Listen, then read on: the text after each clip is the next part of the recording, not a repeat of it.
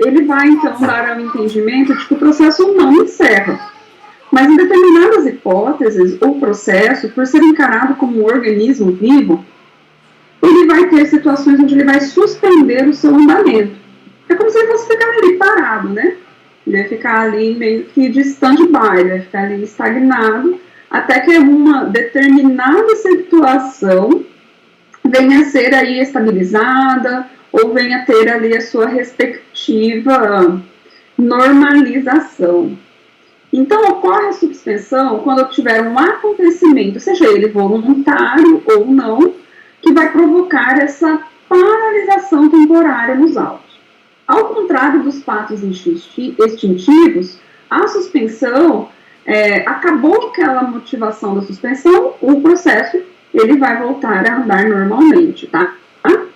Os atos processuais praticados antes da suspensão, eles vão se manter plenamente íntegros, plenamente válidos, e à espera, então, apenas, então, somente do retorno da movimentação do processo, tá? Então, os prazos iniciados antes da suspensão, eles não vão ficar prejudicados na parte já transcorrida. Lembra, gente, a ideia que eu falei para vocês lá na contagem dos prazos? Vamos imaginar que antes da suspensão desse processo, eu já tinha começado a contagem de um determinado prazo. O que vai acontecer? Como se fosse uma ponte, né? A ponte, quando ela suspende, ninguém consegue passar por ela, mas na hora que ela volta na sua mesma condição. Então, suspendeu, o que contou aqui vai ser contabilizado no prazo. Voltou, eu vou continuar a contagem, então, da onde parou. O artigo 314 é exatamente isso, né, que fala: durante a suspensão, em regra, nenhum ato processual é permitido.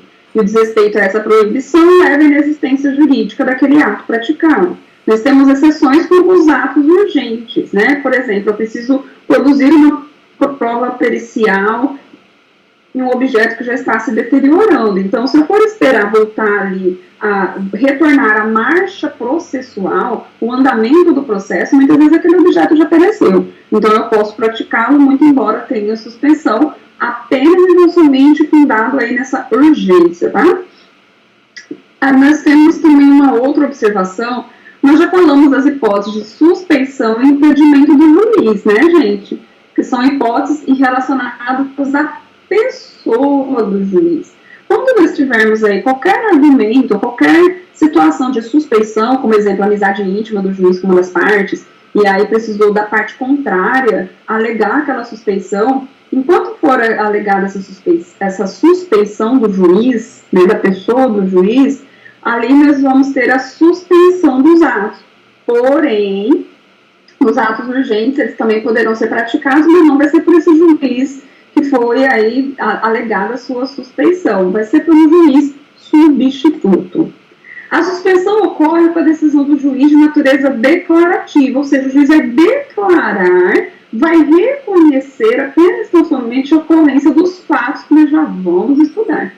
O término da suspensão pode ser automático, nos casos em que haja um momento específico previsto na lei ou no ato. Por exemplo, acordo entre as partes. As partes podem acordar, professora, para suspender o processo? Pode, é possível. Só que nesse acordo já vai ter ali a data da finalização da suspensão.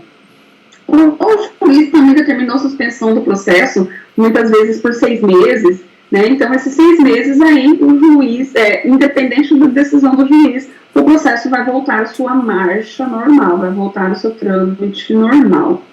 Se for imprecisa a suspensão, como assim imprecisa? Não tiver um prazo já pré-determinado, como exemplo dos casos de caso fortuito ou força maior, o término da suspensão, aí sim, vai determinar de uma nova, vai depender de uma nova manifestação judicial. O juiz vai ter que declarar que aquele caso fortuito, de força maior, não mais subsiste, então volta à marcha processual, volta o processo a tramitar.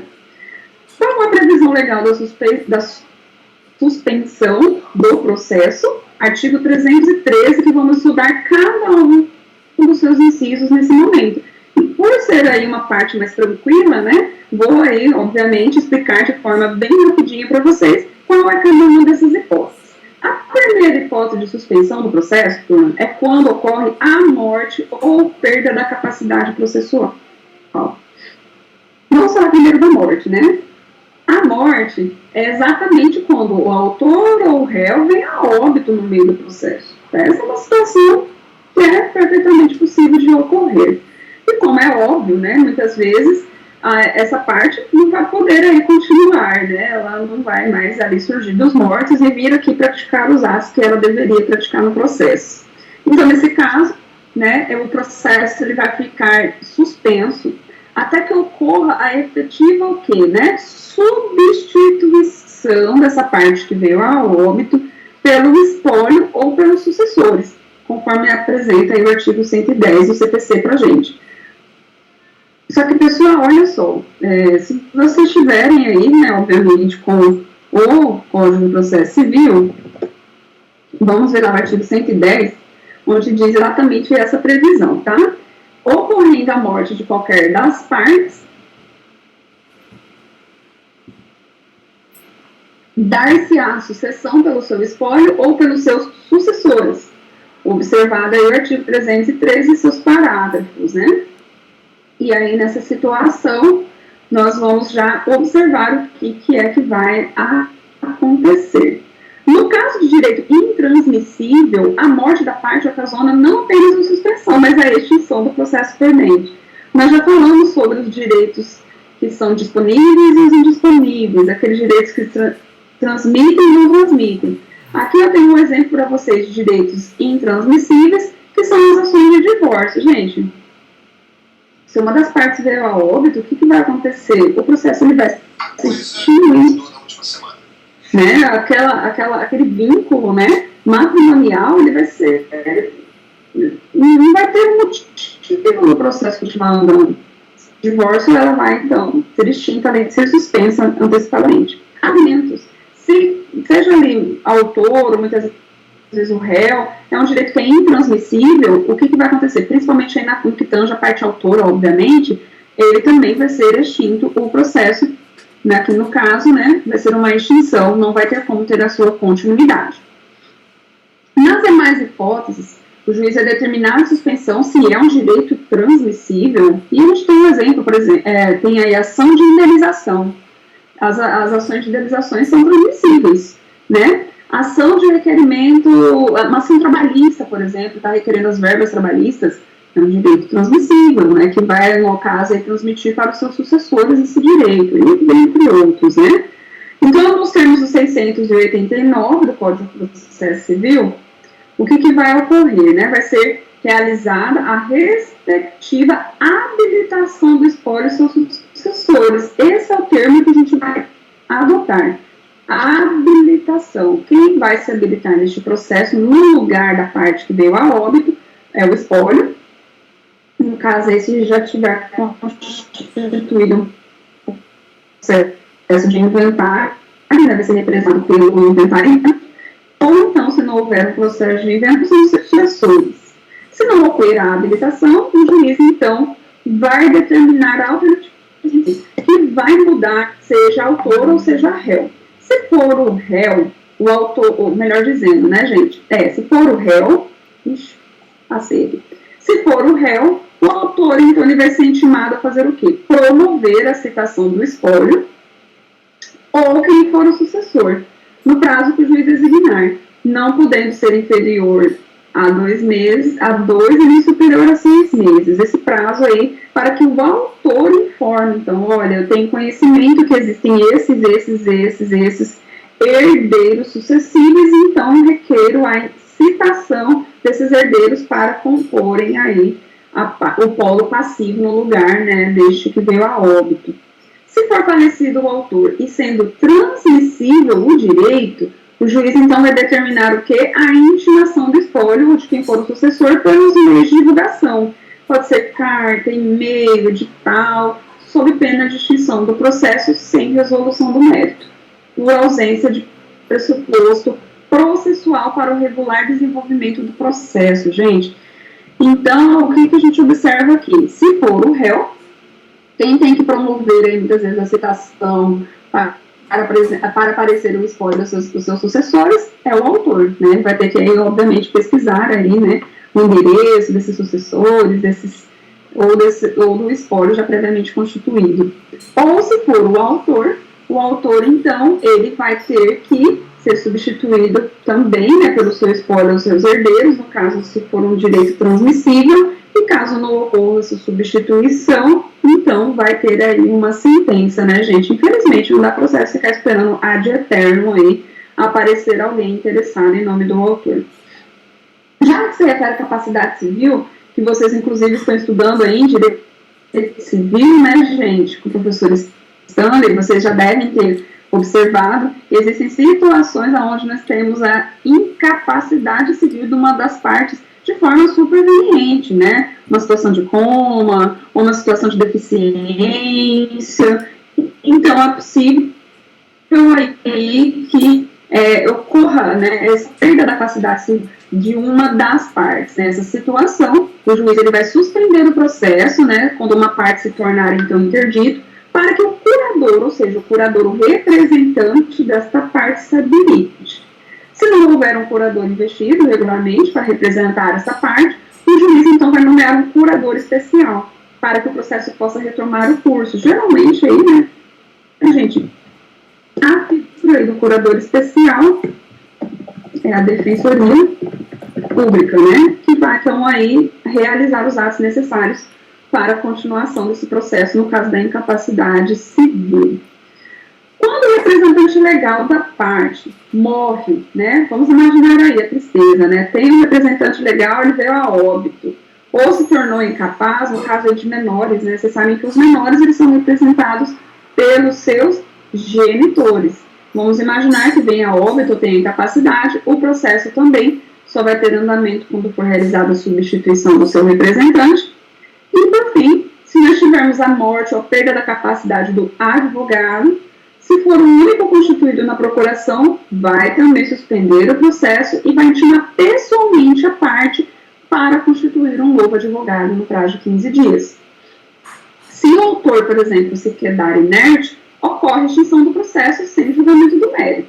Agora, se já houver a inércia do réu, o processo vai prosseguir a revelia, né? Então, percebam vocês aí, nós temos uma sutil diferença, né, quando é autor e quando é réu, no caso da morte do único advogado, tá? Porque se houver mais de um advogado na procuração e um deles veio a óbito, o processo vai continuar sem a necessidade de constituição de um novo patrono.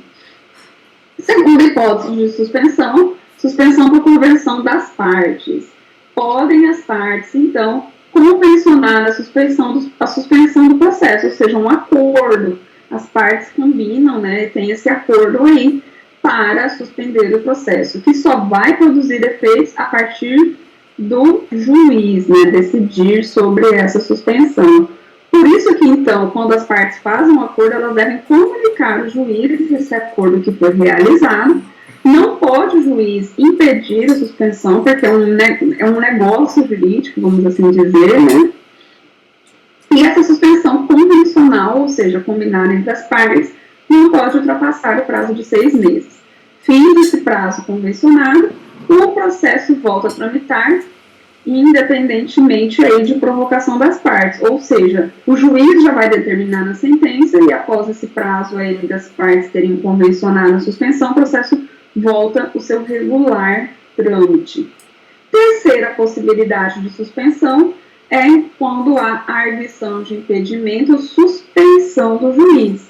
No caso dessas arguições, né, nessa situação, o órgão judicante, né, que é o principal agente para o andamento desse processo, nós teremos então aqui a inabilitação desse juiz para continuar realizando, conferindo a marcha processual, sendo realizados apenas aí os atos urgentes pelo substituto processual. Na verdade, pelo substituto do juiz, né? Eu sou substituto legal, tá? Desculpa, retificando aí a informação. Então, esse incidente, enquanto não for resolvido, o processo vai ficar suspenso aí nos seus demais atos ordinários. Nós temos também outra hipótese, né, de suspensão, que é pela admissão de incidente de resolução de demandas repetitivas, que eu lembro que a gente já conversou quando nós falamos do amicus curiae, né, gente? Que é o IRDR, Incidente de Resolução de Demandas Repetitivas, que nós já vimos que visa exatamente impedir aquela avalanche de decisões, aquela avalanche de processos com decisões contraditórias. Então, vai fixar aí uma tese comum para aquelas demandas e enquanto não tiver uma tese comum fixada pelo Tribunal de Justiça competente, esses processos, então, serão suspensos, até que ocorra aí uma efetiva decisão unificada para essas demandas semelhantes. Temos outra hipótese de suspensão, que é por prejudicialidade. O processo vai ser suspenso sempre que a sentença de mérito dependa da solução de uma questão prejudicial, que é objeto de outro processo, ou seja, depende de uma resposta de um outro processo para decidir o mérito deste processo. Prejudiciais são questões de méritos que antecedem, logicamente, a solução do litígio e nela forçosamente deverão incluir. Nós temos aqui, então, alguns exemplos, tá? Aguardar a sentença ser proferida em processo de reconhecimento de não estável para, então, proferir sentença no processo de inventário. Vamos imaginar aqui um inventário onde tem uma discussão relacionada à existência ou não de não estável entre o companheiro e a pessoa falecida. E vamos imaginar, o processo de inventário está andando e aí vai quase partir para uma situação de partilha de bens, enquanto a união estável ainda está pendente de processamento ou de reconhecimento. Então, qual é essa circunstância? Tem uma prejudicialidade. Eu preciso decidir primeiro se a união estável. Se for reconhecida a união estável, o que vai acontecer? Esse companheiro ele vai ser herdeiro, né? Ele vai herdar também dentro do inventário. Então, o juiz do inventário, o que ele vai fazer? Suspende o andamento, enquanto o outro processo não foi decidido. Tem outro exemplo também, né, que é guardar o retorno da carta precatória em decorrência de oitiva de testemunhas que são cruciais para o deslinde da causa. É também possível, né, que às vezes uma carta precatória está lá na comarca de Curitiba, ainda não voltou, mas o juiz, para decidir, ele precisa muito do depoimento dessa testemunha. Então, vamos suspender enquanto a carta precatória não retorna. Eu tenho outro exemplo de suspensão, que é por motivo de força maior. O processo também fica suspenso na ocorrência de um evento inevitável ou imprevisível que torne impossível a prática dos atos, impedindo o funcionamento normal dos tribunais. Aqui nós temos exemplos como greves, guerras, epidemias, inundações. Eu não poderia deixar de falar aqui, né, turma? Olha o nosso exemplo mais próximo aqui da nossa realidade, pandemia do Covid-19. Que trouxe aí em efetivo inúmeras resoluções e portarias dos tribunais, inclusive do CNJ, determinando o quê? Suspensão do andamento. Em verdade, nós tivemos o quê aqui no nosso estado de Mato Grosso, né?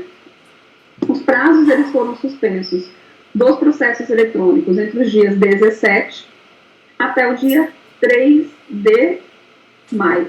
Isso mesmo, 3 de maio. A partir do dia 4, voltou, então, aí, né, a contagem dos prazos, muito embora alguns atos foram praticados durante esse período de pandemia. O que suspendeu, então, foram os prazos, tá? Alguns atos judiciais foram praticados. Então, nós temos aí essa possibilidade mais próxima. Gente, agora, em relação ao processo físico, está suspenso tudo de verdade. Até porque as portas do fórum estão fechadas, os processos físicos estão lá dentro, né? Vamos assim dizer. Então, até pelo menos o dia 14 de junho, conforme a última portaria editada pelo Tribunal de Justiça, estão suspensos, então, aí, os andamentos dos processos físicos. A suspensão vai perdurar enquanto persistir essa causa de força maior, guerra, epidemia, inundação, no caso aí é pandemia, né? Como o nosso exemplo mais próximo.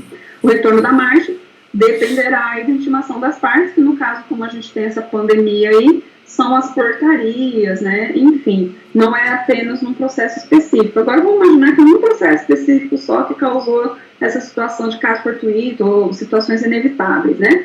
Então, nesse processo específico, eu precisar da decisão específica. Como é o caso aí de muitos processos, nós já temos aí as portarias que nos informam quando vai voltar a marcha desses processos.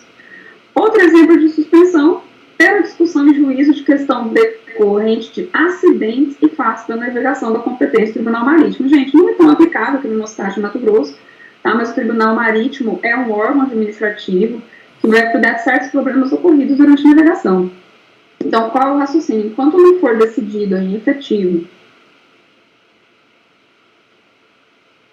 o que ocorreu durante essa navegação por este tribunal administrativo, o processo, então, ele ficará suspenso até que nós tenhamos aí uma questão decidida sobre esse acidente ocorrido ou esse fato durante a navegação. Outra hipótese de suspensão é a licença maternidade e paternidade. Então, o Código de Processo Civil prevê essa possibilidade de suspensão em virtude do surgimento de maternidade e paternidade, no caso do advogado ser o único no processo.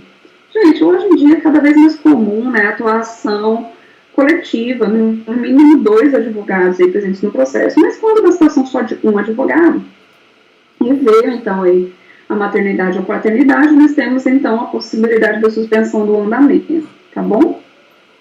Essa regra vale tanto para filho biológico como adotivo. No caso da maternidade é 30 dias, no caso da paternidade são 8 dias, né? Contados aí da data do parto ou da adoção, em ambas as hipóteses. Temos outros casos de suspensão, nós temos aí uma previsão de suspensão também do processo em casos como os seguintes que eu destaquei para vocês aqui. É um rol exemplificativo, tá? Nada obsta que a nossa legislação apresente em outros.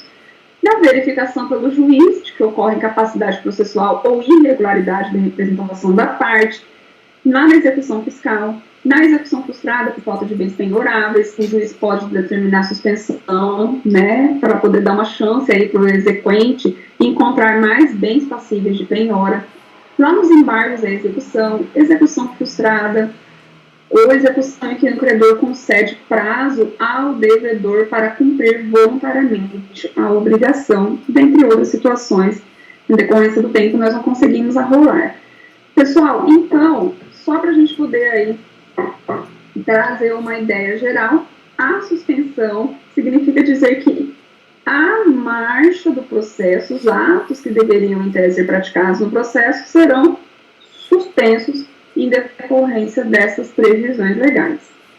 Férias de suspensão. Durante as férias forenses e nos feriados não correm prazos. Destaca essa informação. Não correm prazos processuais.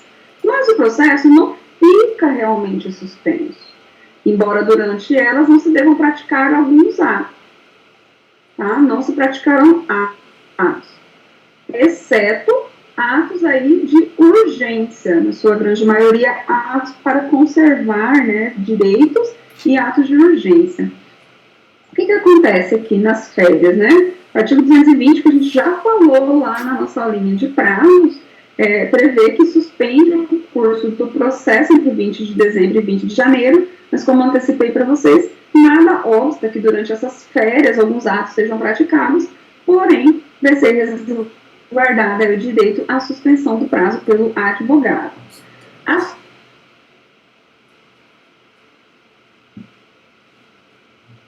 Eu até destaquei para vocês. Férias não se confundem aí, então, com as férias do processo também. É só no que tange às férias do prazo. Assim, se algum ato processual for praticado durante o recesso forense, não será nulo, o que muitas vezes o é, tá, gente? Praticam-se aí decisões interlocutórias, até sentenças, né, aí dependendo do juiz. A lei, então, vai determinar que foi publicada a sentença, porém, não vai começar a correr o prazo, tá? Extinção do processo. Quais são as hipóteses onde o processo ele vai, então, acabar, vamos dizer assim, né? Vai se extinguir. Pessoal, só antes da gente falar sobre extinção, né, vamos lembrar algumas coisinhas. O estabelecimento da relação processual se faz com um objetivo, que é a composição ou solução da lide. Lembra? Lide, uma pretensão resistida, né, algo que é um direito do autor que está aparentemente resistido pelo réu. Então, iniciou-se aí a lide, iniciou-se o processo com base nessa pretensão resistida, que é o bem da vida tutelado.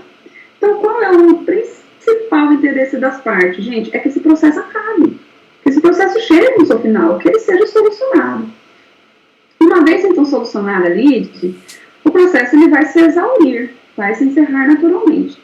Mas nós temos certos fatos extraordinários que podem impedir o prosseguimento da marcha processual e causar a sua interrupção definitiva, provocando a dissolução do processo sem que a lide fosse efetivamente solucionada. Então, gente, existem hipóteses na nossa legislação que autorizam o processo acabar sem resolver a lide. Vamos ver aqui que, nessas circunstâncias, então, disse-se que houve a extinção do processo sem resolução do mérito. Agora, quando eu soluciono a lide, há a extinção do processo com resolução do mérito. Então, o juiz ele pode proferir 2 tipos de sentença, tá? Vamos colocar aqui, ó. 2 tipos de sentença. Sentença com resolução do mérito e sem resolução do mérito. O juiz pode dar uma sentença definitiva, então, professora, sem que resolva o mérito? Pode. Acabar com o processo sem resolver a lide. Vamos entender, então, ambas essas situações. Sentença de mérito definitiva é a que, ao encerrar o processo, soluciona a lide. Sentença terminativa termina o processo, mas não resolve a questão do processo sem julgamento do mérito. Vamos começar por essa. Sentença sem julgamento do mérito. Extingue o processo sem resolver a lide, sem resolver a discussão, a briga, o direito material. Dá-se extinção quando o juiz, então, põe fim à relação sem dar uma resposta. Ou seja, não deu uma resposta para o pedido do autor. Ele não conseguiu o que queria, mas o processo acabou. Atingir o efeito em julgamento, o magistrado ainda vai analisar apenas os aspectos formais ou processuais da ação, deixando de aplicar o direito material ao caso concreto. Então, vocês devem lembrar da diferença do direito processual / formal com o direito material. Aqui na situação, gente, da sentença sem resolução do mérito, o juiz vai dar uma sentença apenas e somente com base nos aspectos processuais do processo. Ele não vai analisar o direito material, que no caso é o pedido principal do autor. Ele vai deixar de apreciar e vai acabar com o processo. A negativa inscricional nas seguintes fases do procedimento. Logo após a propositura da ação, imagina que eu entrei para iniciar, o juiz já pode me dar uma sentença indeferida a uma petição inicial, a gente já vai estudar sobre isso. Na fase destinada ao saneamento, ou seja, quando o juiz, na sentença, no julgamento conforme estado do processo, ele pode, então, determinar algumas situações aqui que ele não vai nem analisar o mérito. Na sentença proferida no final do procedimento, lá no finalzinho, praticando todos os atos, o juiz pode proferir uma sentença lá que vai extinguir o processo sem julgamento do mérito. E também qualquer fato do processo, quando ocorrer o abandono ativos do procedimento da relação processual. Calma, a gente vai ver aí cada uma dessas situações. Quando que o juiz pode, então, indeferir a petição inicial? Olha que grave, o processo nem surge. A parte ré não é nem citada, gente. Entrei para inicial, o juiz já, lá na goela, né, já extingue o processo sem resolução do mérito. Aqui, a exordial é a mesma coisa que a petição inicial, tá? Deve reunir condições de produzir os efeitos processuais almejados pelo autor, possibilitando o chamamento do réu à lide para se defender. Para Santos, então, essa peça preambular, que é a petição inicial, deve preencher os requisitos formais de 319, especificando de maneira clara e precisa a pretensão. Ou seja, não pode ser uma petição inicial ajuizada confusa, né, sem explicar direito o que ele quer. O artigo 330, então, traz as causas de impedimento da petição inicial. Vamos ver rapidinho lá, 330. A petição inicial, então, ela pode ser aí indeferida quando for inepta. No caso, o autor não conseguiu demonstrar os fundamentos do seu direito, não foi uma inicial conclusiva, não tem um pedido certo. Quando ela for manifestamente legítima, ou o autor carecer do interesse processual e quando não atendidas as prescrições exigidas ali para o seu processamento. Então, nós temos aqui que o 321 traz a possibilidade do quê? Do juiz mandar aí o autor emendar inicial quando for o caso de correção. O juiz ainda pode dar uma chancinha para o autor, falar, olha, estou te intimando para você complementar o seu pedido, ou para você esclarecer realmente o que você pretende com essa inicial. Agora, se ele não esclarecer, gente, olha o que pode acontecer. O juiz ele pode dar uma sentença por ausência aí, obviamente, dos elementos básicos para essa inicial ter o seu transcurso. Abandono do processo.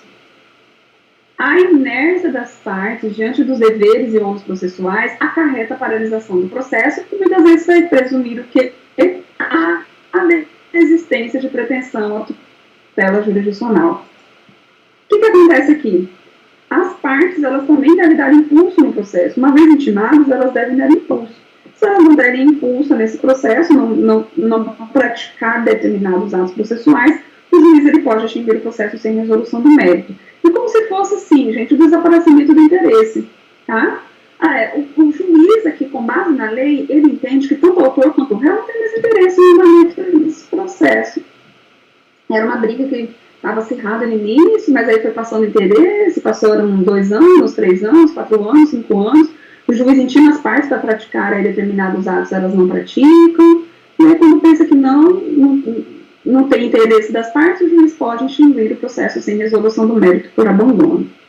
Aqui é como se fosse uma presunção, gente. Presume-se que as partes desistiram e não tem mais interesse em prosseguir com a demanda, né? E por negligência, as partes deixam então o processo parado, olha o lapso temporal aqui, por mais de 1 ano. Ou o autor não promove os atos que lhe competiam, abandonando a causa por mais de 30 dias.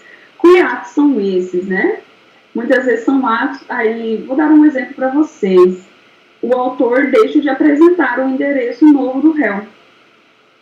É uma possibilidade. Tá? O autor deixa de apresentar o endereço do réu, e aí nessa circunstância, então, o juiz intimou ele passou 10, 20, 30 dias, e mais de 30 dias, então, o juiz vai lá e extingue sem resolução do mérito, porque ele entende que o autor não tem interesse em continuar. Nesse caso, então, o juiz ele deve, antes de dar uma sentença de extinção do processo sem resolução do mérito, ele deve intimar as partes pessoalmente, não por meio dos advogados. Eu já vi várias vezes as partes receberem cartinhas em casa, por meio muitas vezes de correspondência. O juiz manda para que a parte dê andamento no processo, sob pena, então, da sua extinção sem resolução do mérito, certo? A ausência de pressupostos processuais, aqui o processo é uma relação jurídica, e como tal ela vai reclamar, então, certos requisitos, né, gente? Eu preciso atender requisitos mínimos aqui dentro do processo. E eu tenho aqui 2 pressupostos, um de natureza subjetiva e outro de natureza objetiva. Os pressupostos de natureza subjetiva dizem respeito à pessoa, o juiz e às partes. Nós temos aqui como exemplo competência do juiz para a causa. Se o juiz for incompetente, ele pode, então, julgar o processo sem resolução do mérito, capacidade civil das partes e a sua representação dos advogados. É também outra situação. A parte autor ou a parte ré não constitui advogado para representar os seus direitos. Neste caso, também pode ocorrer, no caso do autor, tá? No caso do autor, pode ocorrer exatamente aí a ausência dos pressupostos e vai ter extinção sem resolução do mérito. Os pressupostos objetivos são os que dizem respeito à regularidade dos atos processuais, segundo a lei de disciplina, principalmente no tocante à forma. Então, aqui nós temos um exemplo: ingressar no juizado com ação cujo valor da causa excede 40 salários mínimos. Nesse caso, então, o juiz vai decidir o processo sem resolução do mérito. Mas por quê, professora? Porque o juizado não é competente para processar e julgar ações que tenham o valor da causa acima de 40 SM. Então, por esse juizado não ter competência, o que ele vai fazer? Ele acaba com o processo ali mesmo, e aí a parte que vai ter que entrar com outro processo lá no juízo competente. Nós temos também outra hipótese aí, né, de extinção do processo sem resolução do mérito, com acolhimento de alegação de perempção, litispendência ou coisa julgada. Para a gente poder entender essa hipótese legal, a gente precisa entender o conceito de cada uma dessas situações. Quando ocorre a perempção? Trata-se da perda do direito de ação, certo? Perda do direito de ação. Quando que a parte pode perder o direito de ação, gente? Quando a parte autora deu causa à extinção do processo por 3 vezes, com base no ponto. Olha só, quando a parte autora abandona o processo, por exemplo, o juiz vai lá e vai extinguir o processo sem resolução do mérito. O que significa dizer? Não resolve a controvérsia, certo? Isso me dá, então, direito, eu, autor, de entrar com outro processo com base nos mesmos fatos e fundamentos. Então, nessa circunstância, o que vai acontecer? Mesmos fatos e fundamentos, vai lá e entra de novo com o processo. Este segundo processo, o que vai acontecer? Ele vai ser processado, pode ser aí, né, ter o seu trâmite, mas o autor de novo da causa para extinção. E de novo ele entra, e de novo da causa para extinção sem resolução do mérito por abandono. Aí ele entra pela 4ª vez para o processo. O que vai acontecer nessa 4ª vez, gente? Perempção. Perempção. Ele entrou por 3 vezes, e por 3 vezes, olha, é muito azar, né? Vamos ser bem honestos, né, gente? É muito azar. Então, por 3 vezes, ele deu causa à extinção do processo pelo abandono. A perempção não vai impedir o autor de suscitar esse direito material em defesa de eventual ação em que ele seja réu, mas ele não vai poder, então, ajuizar a mesma ação com os fundamentos como autor. Então, vai ser uma sentença uma sentença de extinção sem resolução do mérito. Litispendência, existência de 2 ou mais ações idênticas, ou seja, com a tríplice identidade de partes, pedido e causa de pedir. Nessa situação, então, conforme diz 240, vai ter prosseguimento normal, processo que tenha havido a primeira citação válida. Então, o processo que teve depois da citação válida, o que vai acontecer? Ele vai ser extinto sem resolução do mérito, porque o raciocínio do juiz é que para evitar, então, duas sentenças sobre o mesmo processo. Extingue aquele que foi citado depois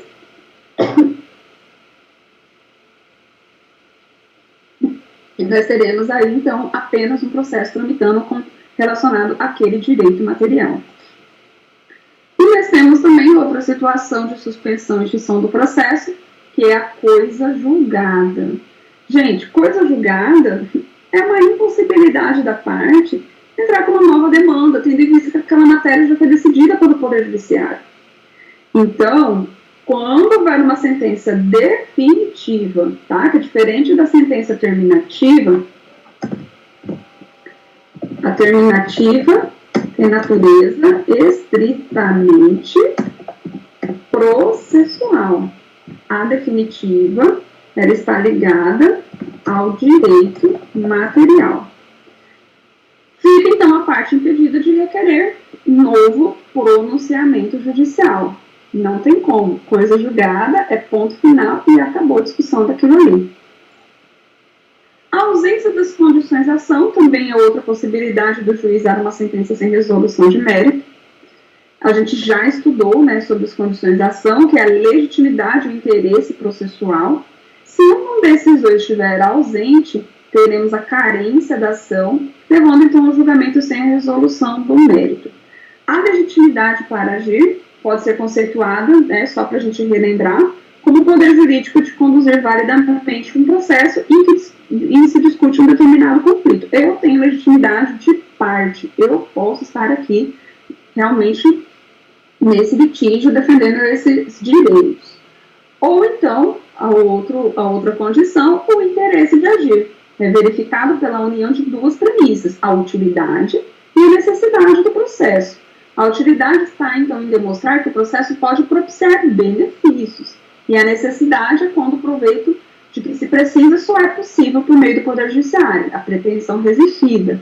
Então, nessas situações, se o juiz verificar que não existe legitimidade ou que não tem interesse de agir, ele pode extinguir o processo também sem resolução do mérito.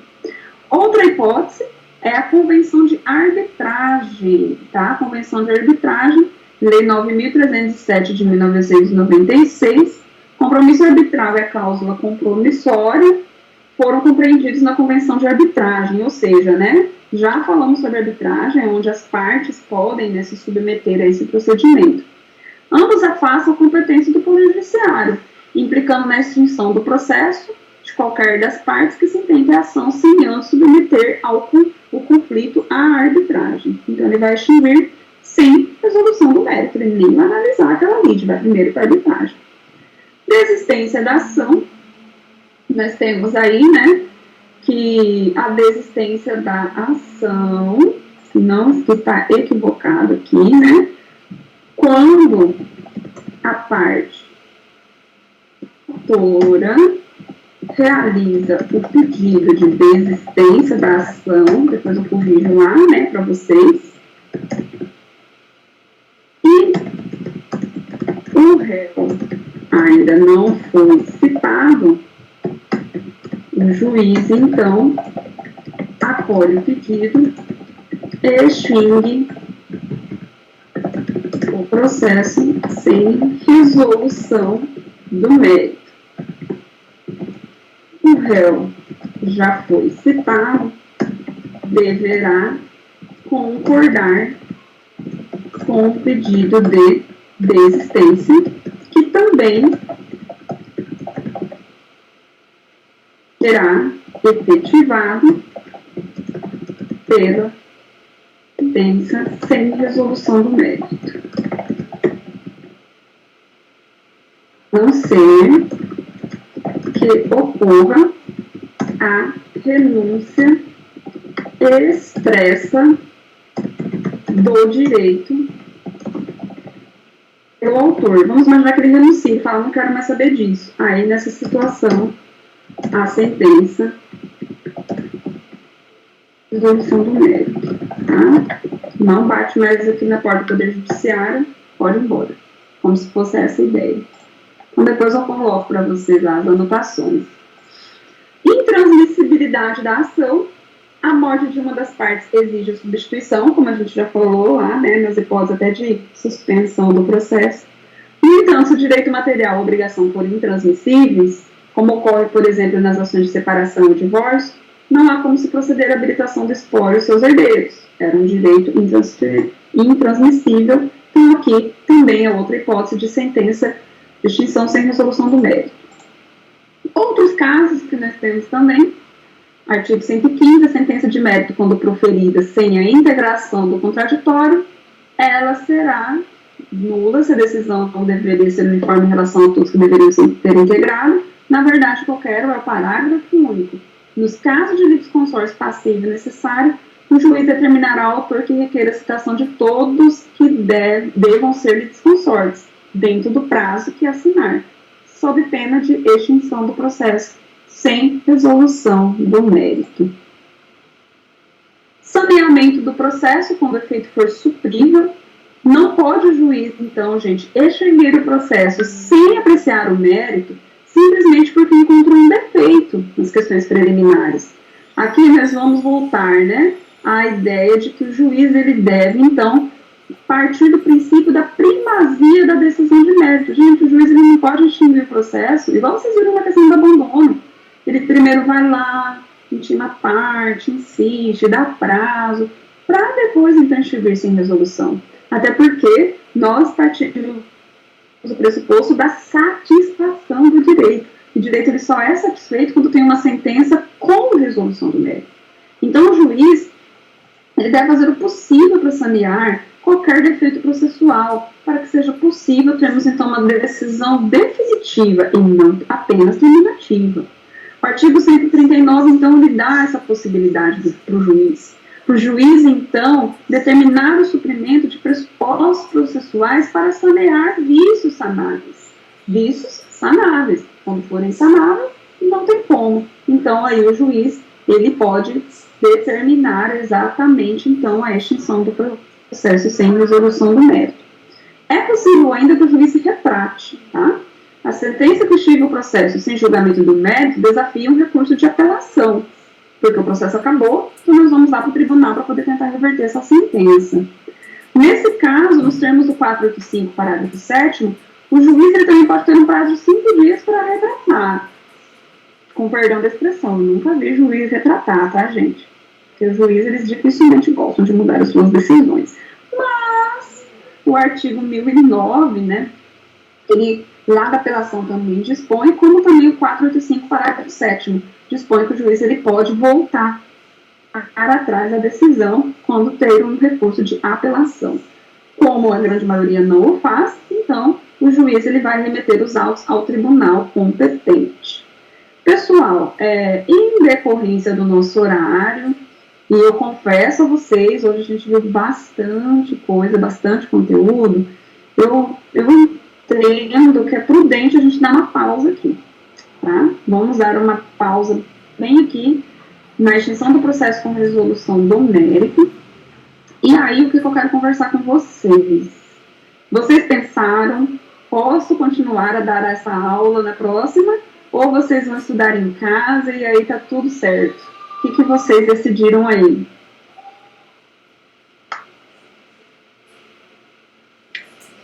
Vocês estão dormindo? Vocês estão me despertando? Acho que ninguém colocou esse assunto no grupo. Todo mundo ficou na dúvida aí, não falou nada. Ai, vocês ficaram pensando tudo na tutela provisória, né? Fala sério. Na verdade, eu já não sei mais o que eu tô pensando, é muito conteúdo. Adriele, tomou café? Tomei, mas já não está adiantando. Não, então agora é a hora do pausa, né? Vamos apertar o stop. Ó, vamos fazer o seguinte, então. Já que vocês não tiveram nem tempo, nem cabeça, né, nem emoção para discutir isso, vamos combinar o seguinte. Eu vou estar aqui, próxima quinta, eu termino esse conteúdo proposto, vou terminar para falar da extinção do processo com resolução do mérito e vou dar um panorama sobre o processo de conhecimento para vocês. E aí a gente encerra. Não vai ser aí, obviamente, uma aula que vai ser obrigatória, mas eu entendo prudente vocês participarem, para a gente poder conseguir concluir e na próxima semana já partir para a prova oficial. Pode ser? Pode, na próxima ela tem um resumão.